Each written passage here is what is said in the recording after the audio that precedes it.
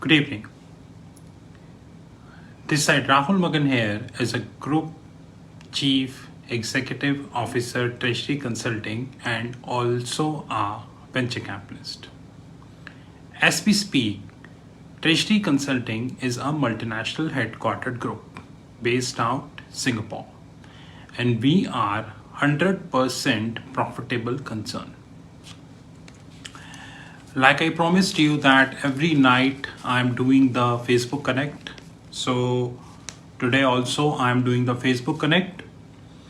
But before I continue with the Facebook Connect, there is one thing which I would like to let you know, which is that now, in case you are missing the Facebook Connects because of the timing difference, you can refer on the YouTube channel. So the Facebook Connect of 11th, 12th and 13th April. 11th, 12th and 13th April are live on the YouTube. So even if you missed that, you can refer them on the YouTube channel. So today is practically 15th, but I treat this as 14th. So the 14th would be available probably by end of day tomorrow.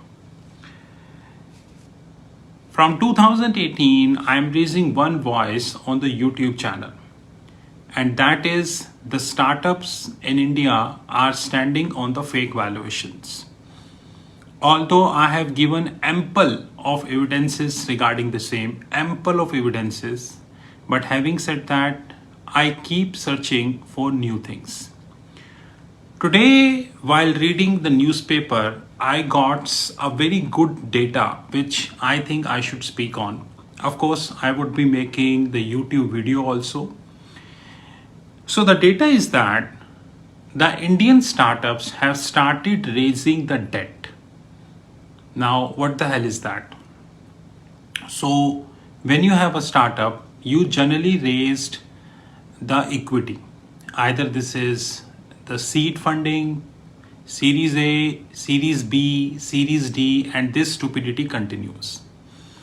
That's a separate thing, that the formula, which is post-money valuation, is equals to pre-money valuation plus amount invested, the most fraudulent formula of the venture capitalist, and common sense, the regulators are in sync with that. Now, since the equity funding is dried because the companies are in huge debt. So let me give you an example. In March, Eruditus, who claims to be an agtech company, because everyone in the world claims to be an agtech company. Now, whether this is Byju's, whether this is Eruditus, and there are many. In March, Eruditus has raised 350 million, which is near about 2,700 crores in debt from CPPIB. Now, CPPI means Canadian Pension Fund. And you would be surprised to know that this is a term loan. And in this term loan, the 5-year term loan, and the coupon is 8.5 to 9.5%. So 2,700 crore into 9.5% is the yearly interest they need to pay. It's a common sense. Even a 10th fail can compute that, which is near about 250 crores. So every year you would be paying 250 crores as an interest cost. And still you expect these startups one good day would become profitable. In November, which means the November went by, the Byju's raised 5-year $1.2 billion. $1.2 billion at a yield of 6.8%, which means near about 70 to 75 million dollar, which is not less than 500 crores. I repeat, 70 to 72 million dollar, not lesser than 500 crore, interest to be paid on a yearly basis. And we all understand that Byju's is also a heavily loss-making company. Now, that's a separate thing that Byju's claim to be a 18 billion plus valuation company, which they are not. Because a loss-making company cannot be 18 billion valuation company.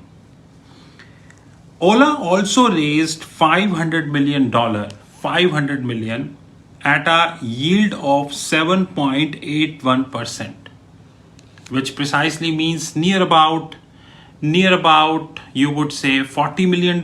40 million means around 280 to 300 crores of interest on a yearly basis. Ola, Inuritas and Byju's, the three names who came in public, and all three names are in losses. You know, the one thing I would like to warn people very carefully, and I know that the whole system of India is compromised. Whole system of India is compromised because if I hold that information, which is I got it from public domain, then common sense is regulator also hold that information. But regulators are not worried because they know that they would be giving IPO approval to these companies.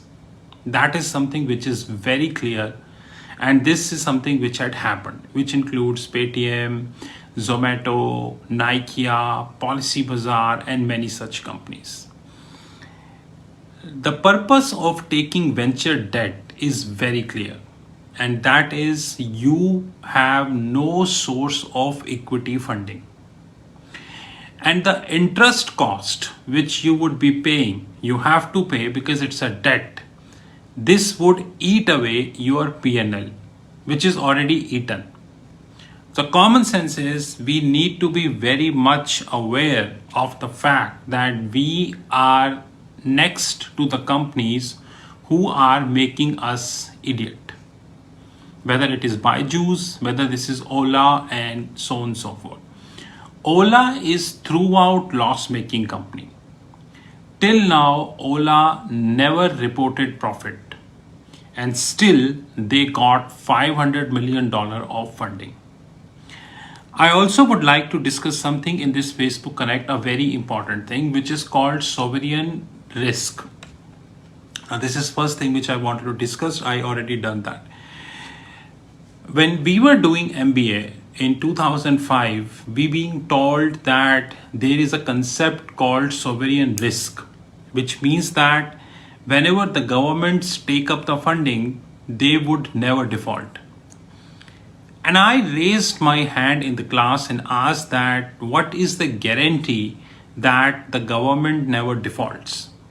Although I got no answer and I was asked to leave the class as usual, nothing new. Today, when Sri Lanka collapsed and near about 51 billion, yes, 51 billion worth of debt is defaulted, and God knows how much the local debt to be defaulted, because this is the external debt. Common sense is local debt to be defaulted. This raised a very important question in the system which we all are ignoring. And by the time we woke up, the things would be out of our hand, which is in the year 2022 and onwards, do we left with a concept called sovereign risk? I don't think so. We do not left with a concept called sovereign debt because the governments are defaulting. Today, International Monetary Fund started talks with three countries. Number one, Sri Lanka. Number two, Pakistan. Number three, Tunisia, regarding the help in the debt default. As we speak, if we leave the politics aside, which you know how it is, Pakistan is standing at a sovereign debt of near about around 43 trillion.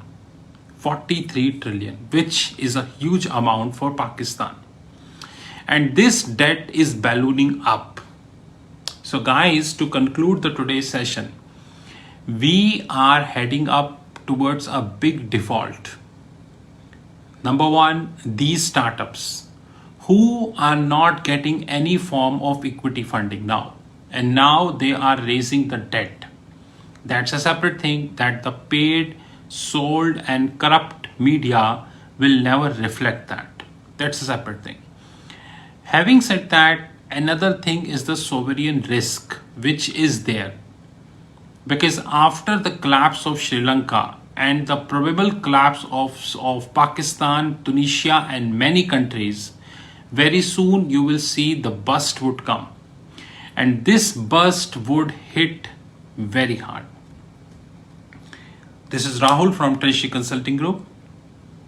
Treasury Consulting never worried about the feedback. We hardly bothered about like, views, comments, subscribers. For us, they all are immaterial.